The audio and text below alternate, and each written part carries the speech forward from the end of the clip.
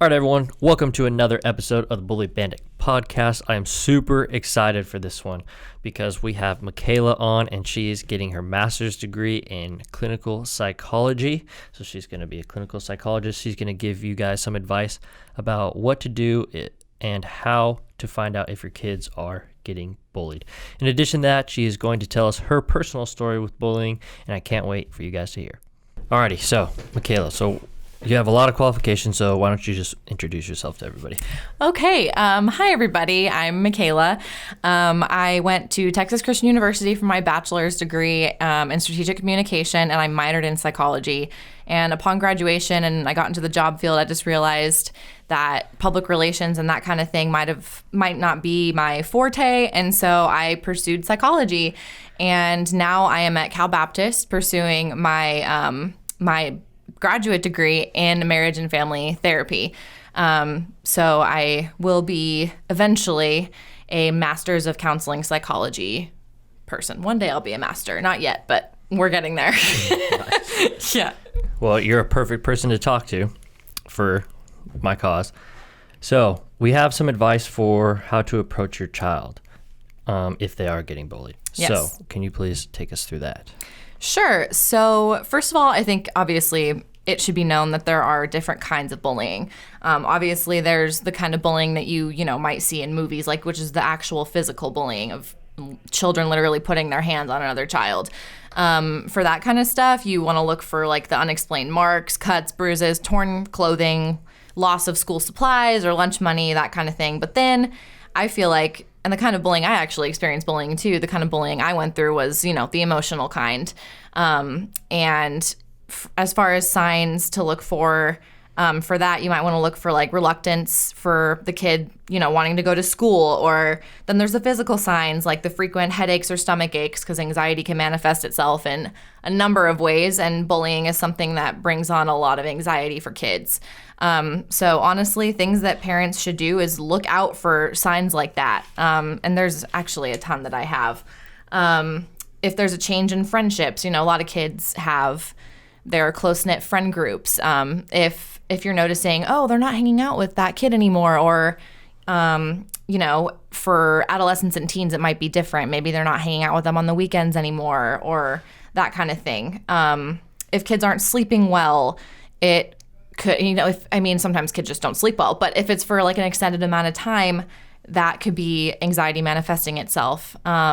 Especially look for it over the weekends, because, home, most of the time, at least in most cases, is like a safe space for kids.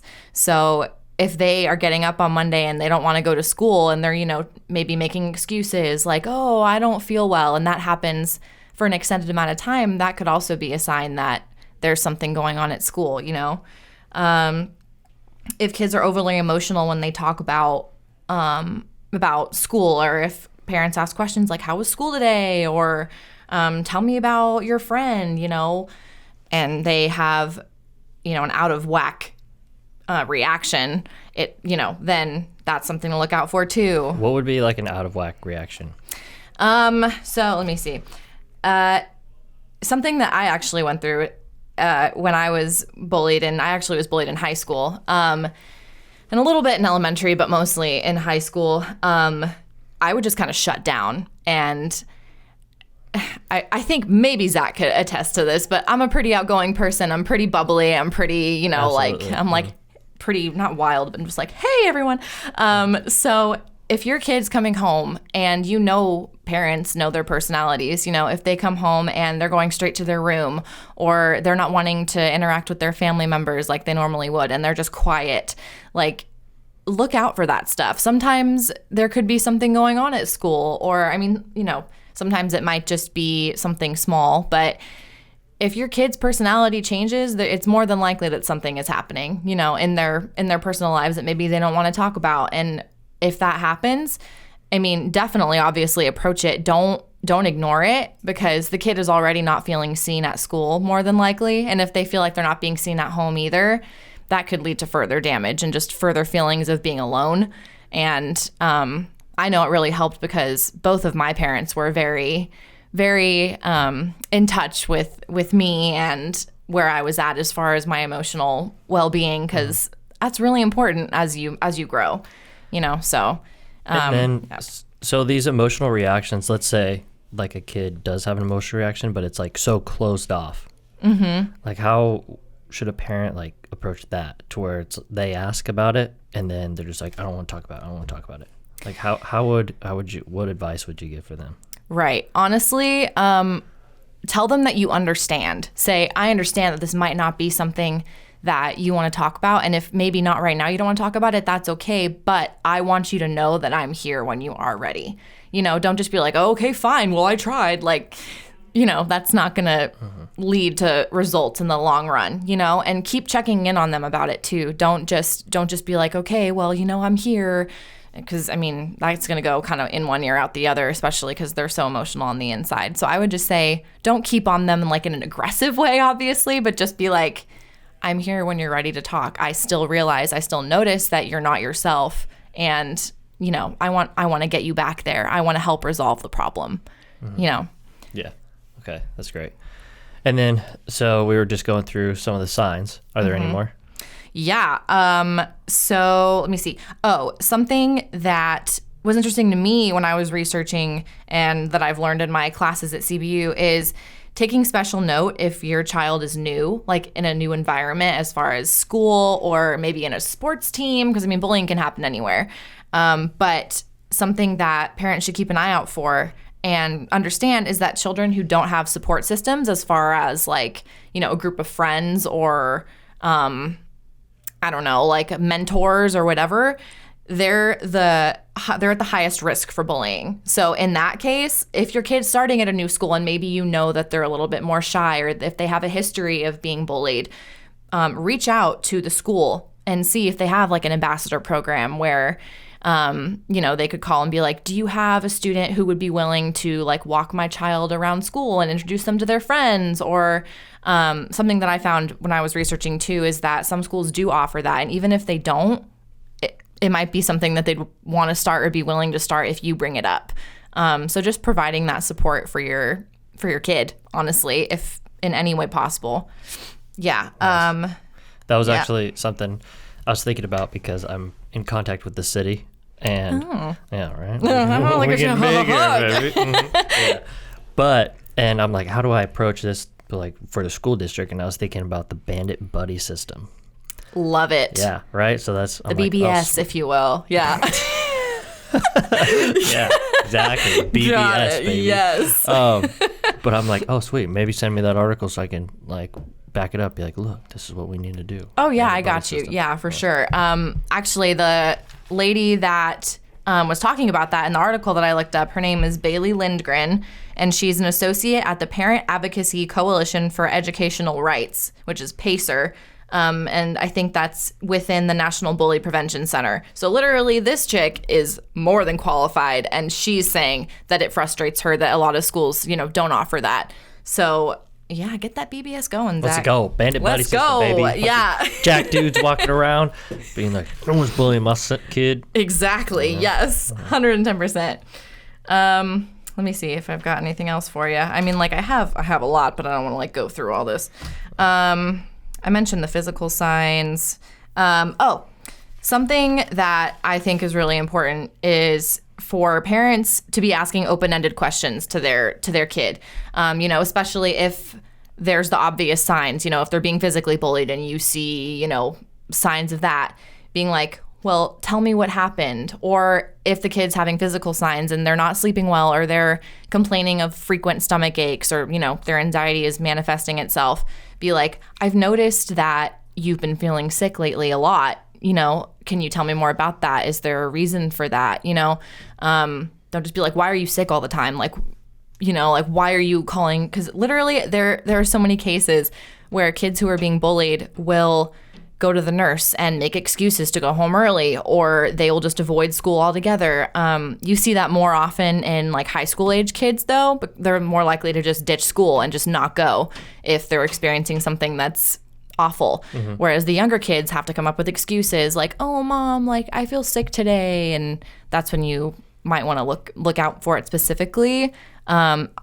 Teachers too is something that was interesting. Look at your classroom over, a broad amount of time and see if there's any students who are continuously absent on Mondays. Because you know how I mentioned how the home is like a safe space?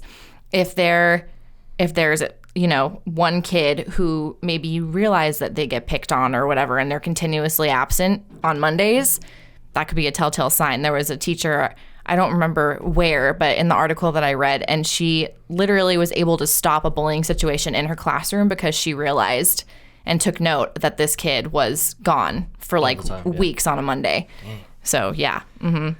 Noticing the signs, maybe that should be in schools as well. Oh yeah, 100%. Yeah. There's actually, if you want me to talk about this, there's actually a law that went into effect in 2012 that I wasn't even really familiar with. Did you want me to elaborate on that? Yeah. Okay, so just so everyone knows, I think I made it clear, but I'm not a therapist yet. I'm on my way, but I am still in my graduate program. I reached out to my adjunct professor at CBU, though, before I came on this podcast because we talked a lot about bullying and the effects of it in that class. I think it was my human growth and development class. And she said that it would be important to bring up Seth's Law, which went into effect on July 1st, 2012. And basically, this law is a new law that strengthens existing state anti-bullying laws to help protect all California public school students. It requires public schools in California to update their anti-bullying policies and programs, and it focuses specifically on protecting students who are bullied based on their actual or perceived sexual orientation, gender identity, that kind of stuff. And it's actually really tragic the way that this law came into being. But in 2010, there was a boy named Seth who took his life because he went through terrible, horrible bullying based on his sexual identity, and nothing was done at the school level. Obviously, I think he was given support at home, but you can only take that kind of torment for so long. And I'm sure it's even more difficult for people who are struggling with, gender identity and that kind of stuff, sexual orientation. So, and in, today's day and age, I feel like it's even more relevant. So yeah, that's something. I honestly wasn't even 100%. I didn't even know that there were like specific laws against bullying within like the school systems. So researching this one just made me like delve even deeper into it. And there's a lot, but I still feel like there's a lot that could be done. Yeah, 100%. Which is where the bully bandit comes in, right? Exactly. Mm-hmm. Boom. And then, so how would, let's say they're noticing these signs, how would they want to approach their kids? Right. So first of all, like I said, don't ignore the problem. Some parents, not all parents, but I can see them being like, oh, I'm just going to let the kid handle it themselves. Like, I don't want to seem like the overbearing parent. It's part of growing up. Exactly. Yeah. Don't do that. I mean, there's a way to approach it, and, don't overreact either, but definitely leaving the kids alone to deal with the problem isn't going to make them tougher. It's going to make them even more vulnerable because they don't feel like they have support coming from anywhere. Mm-hmm. So for sure, don't ignore it is one of the things that I would say. And if you can, work with the teachers and the schools directly so that everybody is becoming more aware of the situation. I know in my case, my parents did that, but it wasn't some huge drawn out thing where they got like everybody involved and they were ranting and raving and making a big deal out of it. But just do what's best for your kid what's best for your kid. Don't make yourself known necessarily to the bully.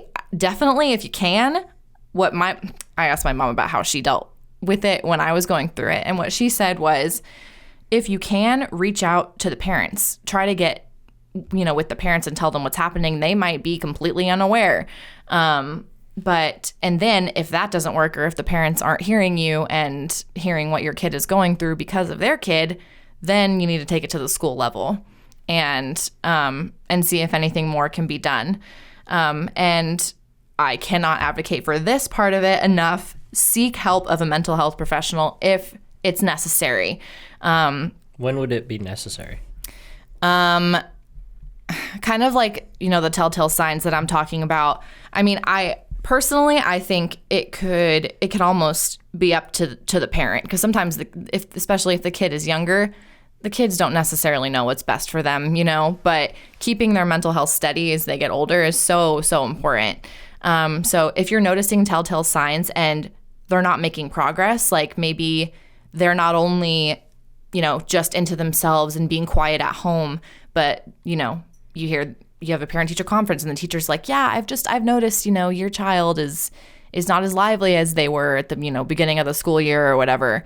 And I would just say being really cognizant of that, being in touch with your kid, noticing the signs, and telling them that you want to help. But obviously parents can only do so much. Eventually it needs to be brought to like a mental health professional.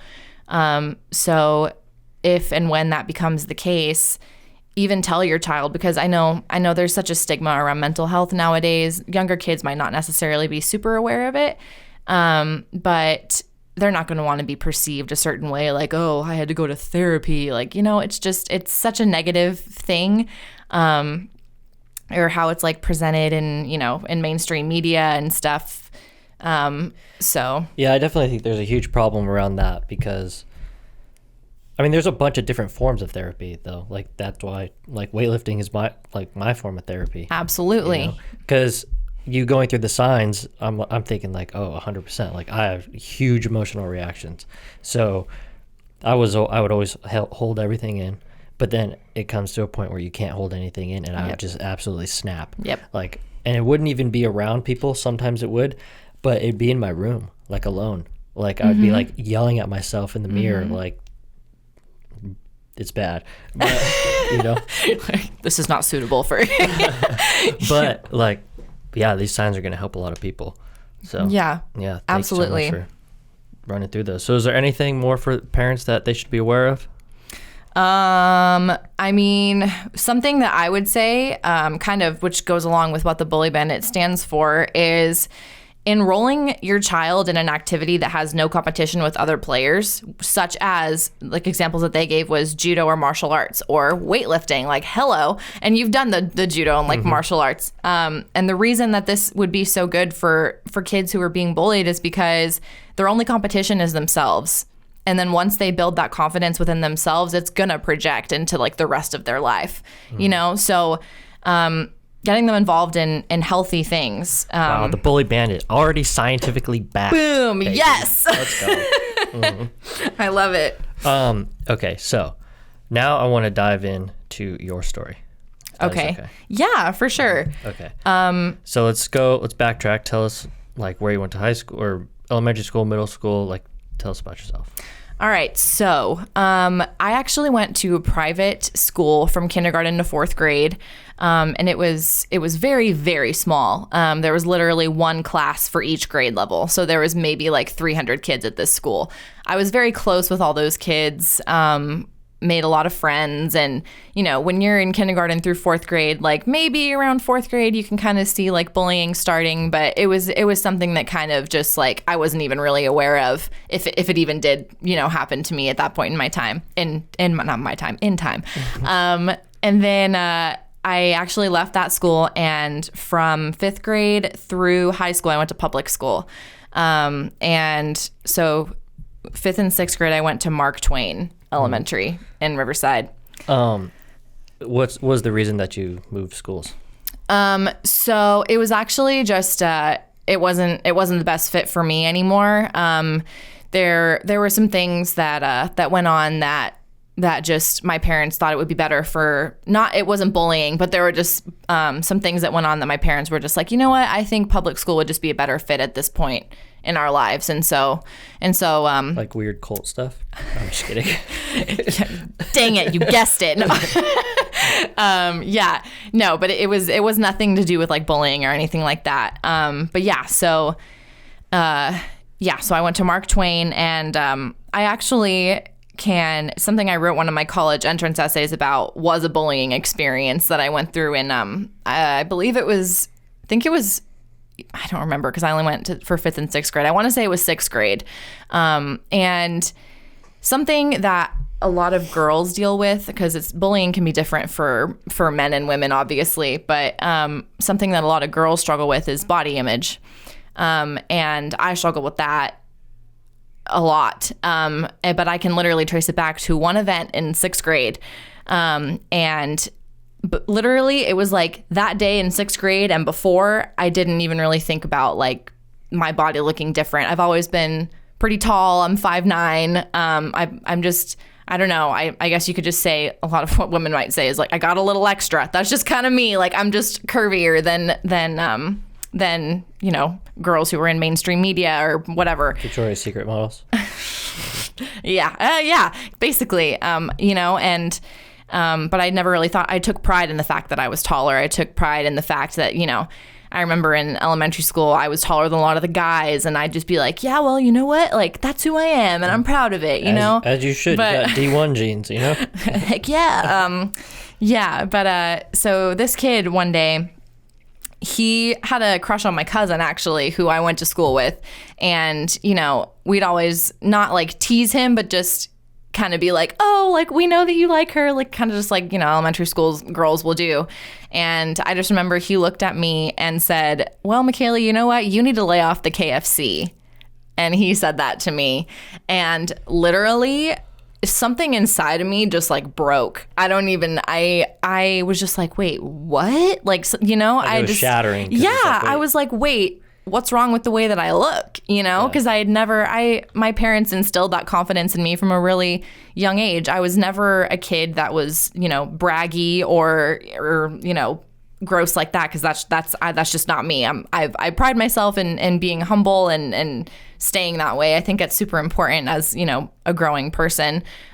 So when he came at me with that, I didn't even know what to do. I remember I just started crying, and that was like at the end of the school day. And so I remember walking out to my mom and my aunt, because my cousin and I went to the same school, and they always, you know, were standing in the same place when they picked us up. And as soon as I saw my mom, I just started bawling, and I just like ran to her and was just crying, and she was just like, what happened? Like, tell me what happened, you know? And I told her, and it was heartbreaking. And literally from there on out, I was so aware of what I was wearing. I was so aware of how certain things looked on me. I remember my sister was a cheerleader in high school. She's 4 years older than me. And so when I was in 5th grade, she was like a freshman in high school. 6th grade, she was a sophomore in high school, and she was a cheerleader.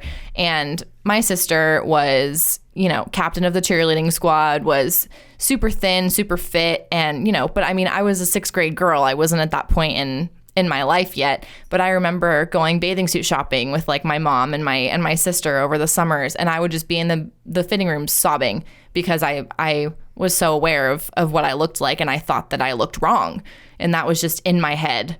And you know, mainstream media nowadays, or maybe, I mean, like curvier women are making it, you know, a comeback, but I mean, like you look at the girls on the covers of magazines, and it's just like, yeah, that's a lot of Photoshop too. True. I am interested though, because there's a certain point where it's like, hey, we're getting to like, you need to worry about your health. Like 100%. Like 100%. Like, yeah, the healthy at every size, like, I don't agree with that. Yeah. How would you approach that in a better way to be like, hey, like, have you ever thought about right. Well, the implications on your health, maybe? Yeah. You know? Oh no. And it should be known, like, I was never like overweight. My parents made like like they were really good about that. What's curvier to you? You know what I mean? Right. Because that's different to every woman. That's true. Oh no. Like for me, when I think of curvy, like I think I'm curvy, but I don't think I'm fat. Like I think if working out is hard for you because of your weight or because of I don't know how to say, I don't want to be like offensive when you know what I mean? Like it's so hard nowadays. I don't agree with the healthy at every size though. I think you can only say that so much. If you go to the doctor and they're telling you, hey, you have high blood pressure, or hey, high cholesterol, yeah, like risk for cardiovascular disease. Yeah. That doesn't lie. Like facts don't lie. Mm-hmm. You can, you can feel however you want about things, but that's mental. Like facts are facts, and they don't really, like, one of my favorite sayings is facts don't care about your feelings. Like it is true. So, and I think a big thing that needs to be looked at is body composition and then your body fat percentage. Absolutely. BMI I think is kind of outdated just because like me, I'd be considered like my body mass would be unhealthy. So would mine. Yeah, exactly. You know, but with your body fat percentage, if it's over a certain point, like girls, of course, is a little bit higher just because of breast tissue and everything. Right. But I think that could be looked at. Oh, yeah, 100%. And I think that's really important. But we could go down this rabbit hole all day. But I know, right? Back to your story. No, that's okay. I was always just, since I was taller, I think I was in like either like the high 90 percentiles growing up as far as height. And I was always at a healthy weight. Like I remember going to the doctor very often. So what that kid said just like came out of nowhere. It was not because, I was unhealthy. Because if I was unhealthy, I would look back now and be like, yeah, you know what? Like as a kid, I maybe wasn't the healthiest kid, but it literally was just said out of spite and to be mean, you know? Malicious intent. Yeah. And I was taller than this kid. I was, Did you beat him up? I'm just kidding. Oh yeah, for sure. That's why you have me on your podcast. I'm the bully. But then in high school, I was super involved. I went to high school here in Riverside. I was actually in theater, but I also played water polo and I was on ASB and I was super involved. That made me happiest, was being as involved as I possibly could. And what were you gonna ask something? Yeah. Oh, okay. Yeah. So playing sports, because what I want to advocate is playing in sports, just getting active, doing something. Yeah. And so would you say, like when you went into water polo, was that the first sport you ever played? I mean, I had done swim at a younger age. I was part of like a club swim team. Was it Victoria Club swim team? No, it was actually at CBU, the CBU swim nice. team. Yeah. And I loved it. I as time went on, I'm my worst critic. I am so hard on myself. And so almost the individual sports were a little bit too much for me. I needed that like team atmosphere where I could better myself, but also be part of the team and we could all work together. That was just like better for me, but everyone's preference is different. Okay. Because I was going to ask, because a really famous person, you guys might know him, Mike Tyson, he says progress equals confidence and success brings confidence and confidence breeds success. So I was thinking like, oh, maybe you went into sports, you started seeing your progress getting better and better and better, and then that's what raised your confidence. Oh, it definitely played a role for sure. Okay. So expand on that for me. So I was a goalie in water polo and I knew nothing about the sport. I was actually at swim tryouts, and the water polo coach was there and he approached me and said that they were looking for a goalie in water polo. And he was like, would you be interested? And I was like, I know nothing about water polo. I don't think I'm tough enough to play. Like, I just, and he was like, well, the reason I ask is because you have really long arms and we're looking for a goalie. And I was like, okay, I don't know if I should be flattered right now or if I should, but I was like, you know what, why not? Because I knew girls that played and I was pretty good friends with them. And so I was like, you know what, why not? I'll give it a shot. And I actually started getting taken to tournaments my first year with the varsity team, because obviously I started out on JV. Yeah. But the way that my coaches taught me on the JV team, and I pride myself in taking constructive criticism and being able to apply it. And I did that. And it was a goal of mine. Once I'm set on a goal, like there's no stopping me. And my goal was to letter in a sport in my time in high school. And so I was like, I am going to make the varsity team. I don't know when, but I'm going to, and I'm going to letter in it. And, hearing the good feedback from my coaches and then seeing, the fruits of my labor, if you will, by getting taken to like the higher up tournaments and my coaches having faith in me and putting me in for a quarter or putting me in for a few minutes, like it definitely bred confidence in me. And I was like, you know what, like I didn't think I could do this, but like, man, I can, I'm not bad at it. And so, yeah, I would completely stand by that quote. It is relevant completely. And I think, sports, health, fitness, all of that can definitely breed the confidence that you're talking about for sure. And then how would you relate the confidence that you gained in sport to your outside life, like in high school? Yeah. I mean, like, let's talk about so once that certain instance in 6th grade, you were always thinking about your body image, always thinking about what you were wearing, how you looked in there. So when you started playing water polo and gaining that confidence, did that change your view of yourself? Yeah, I mean, because I stand by this, like, to this day, it's the best shape I've ever been in my life was when I played water polo. Like, those practices were no joke. I know that I was fit. I know that I was healthy. And so, you know, later on in my life right now, obviously I'm not like playing any sports or anything like that. But it allows me to know that I'm capable, which is what I think would be important for anybody who's like starting a fitness journey or whatever. And you know, as you know, I'm planning on getting back into the swing of things, and so I'm looking forward to that. She signed up last week. Yeah. I did. And kind of something that you talked about on your guest Amanda, she talked about on her episode, was that she didn't know what to do when she went into the gym at first. The reason I signed up is because I would go to the gym, and I would go in college. I go to our rec center, and I'd just be like, I am so overwhelmed right now. All these people around me look like they know what they're doing. I have no idea what I'm doing. So I would just go down the line of like leg machines or upper body machines, and I'd be like, okay, I don't know what to do now. And so I'd just end up on the treadmill, and I was just like, I feel like I'm not doing it right. I feel like, you know, I was really hard on myself. And so having the structure of like, you know, coming to see you at the gym and you actually telling me what to do and helping me out. And I know I'll be able to take the constructive criticism that you give me. Like, it'll help. It'll help for sure. And it's not that I'm not confident right now or that I'm, you know, down on myself, but I think you could always improve. I think you can always better yourself. And to me, that's what fitness is about. And I don't know if remember if I said this, but I was actually bullied in high school too for like a short time.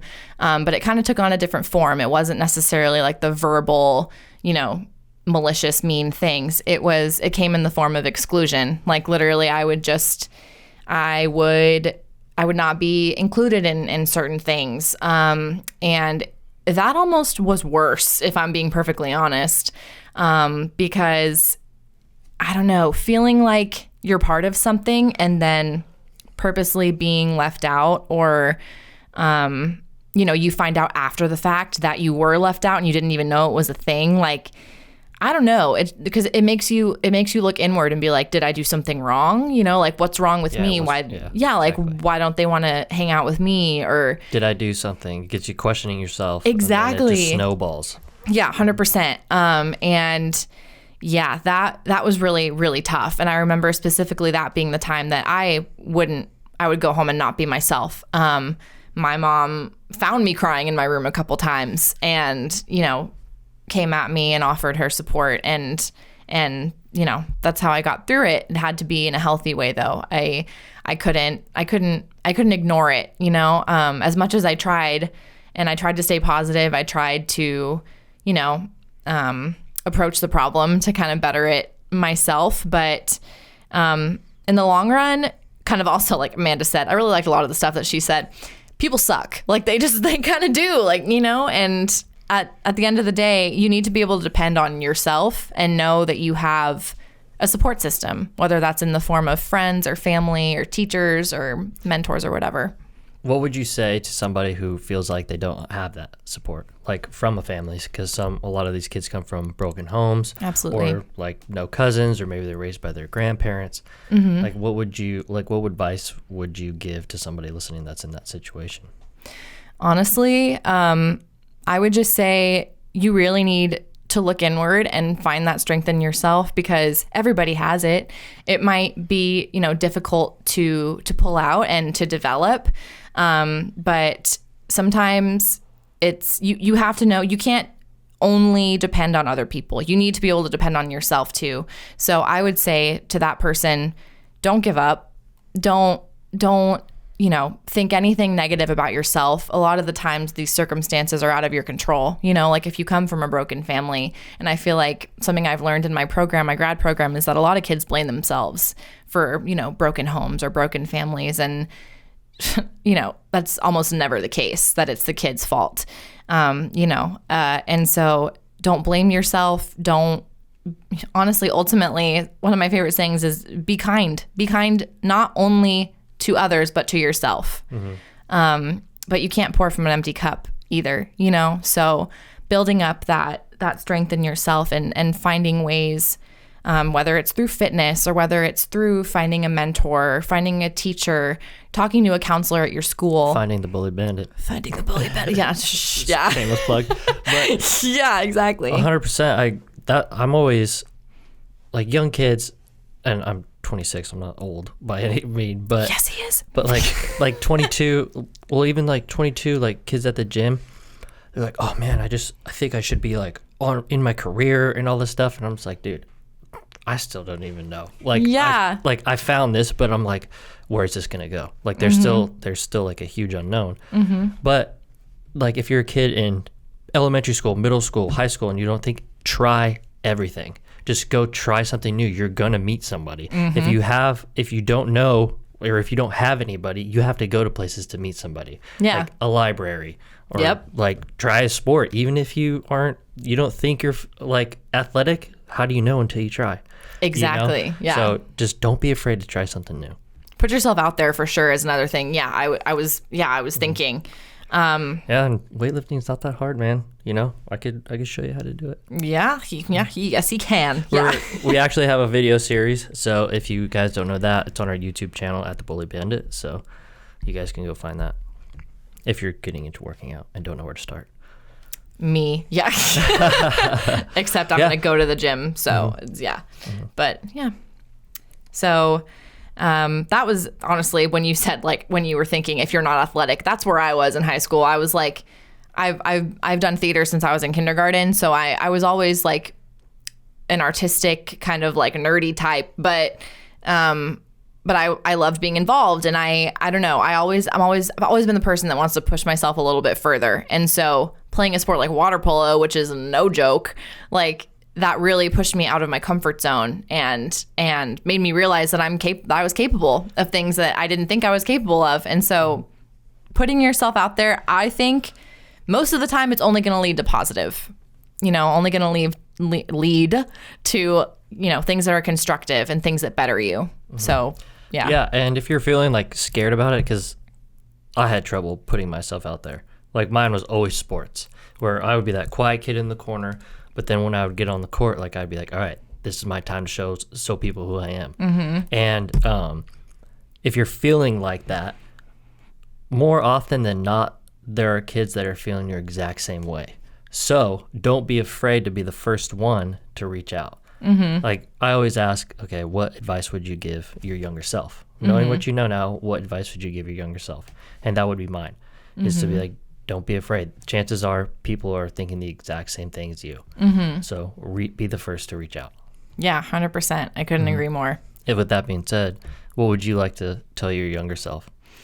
Honestly, what I would say is a lot of the times, obviously, if kids blatantly say mean things to you, you're immediately going to look inward and be like, well, what's wrong with me? Is this true? But what I would tell my younger self is, these people, they think they know you and they don't. What they're saying doesn't have anything to do with you, is what I would say, and everything to do with them and the kind of people that they are on the inside, at least right now. Yeah, they have the opportunity to better themselves, but don't blame yourself for what other people say. You have no control over what other people do. You only have control over yourself. And that's something that my dad has instilled in me for forever, because I'm just the kind of person that wants to be there for other people, wants to do for other people. Like, hello, I'm going to be a therapist. Like, but that's my passion. That's what I want to do. And for that reason, if people are critical of me, I immediately look inward and I'm just like, oh my gosh, like, is that true? I don't want that to be true. I don't want to be coming off that way. Like, what can I do to fix it? But sometimes the things that they're saying and doing are really mean, and it's not my fault at all. And that's where it comes in. Like, know that you only have control of what you do and how you react and the things that you say and things you do and how you treat other people. And that's honestly what I would tell my younger self. And then obviously just keep at it. Don't give up, whatever you do. Don't quit, finish it. Finish it for you. Don't finish it for them. Finish it for you. Do this for you. I said you a lot there, but yeah. Yeah. Well, that's interesting that you say that, because I've been thinking lately, well, not lately, backtrack to 2019. That's the first year when I was like, this is what I'm doing. Mm-hmm. So the 3 years prior to that, I was thinking like, all right, I've been making everybody else proud or trying to make everybody else proud. Mm-hmm. But what I forgot to do was make myself proud. Mm-hmm. And I was like, this is what makes me happy. This is what makes me tick. Like, this is what I'm going to do. And I'm doing this for me. And so here we are. Here we are. That's great advice. Killing it. See? Yeah. Yeah. Mm-hmm. Not That's yet, awesome. but we will be. Well, you know what? I think that was a great episode. Awesome. Yeah, that was really good. It's going to help a lot of people. So thank you so much for coming on. Thank you for telling your story. I really appreciate it. Thanks for having me. Of course. Alrighty, that concludes this week's episode. I am super, super happy with that. I think that brought a lot of valuable information for you guys, especially if you guys have kids. And not only that, but if you are a kid going through bullying. So make sure you guys go to www.thebulliedbandit.org and support. Make sure you like us on Facebook, like our YouTube channel, and go follow us on Instagram for more great content. Thank you guys. Have a great week.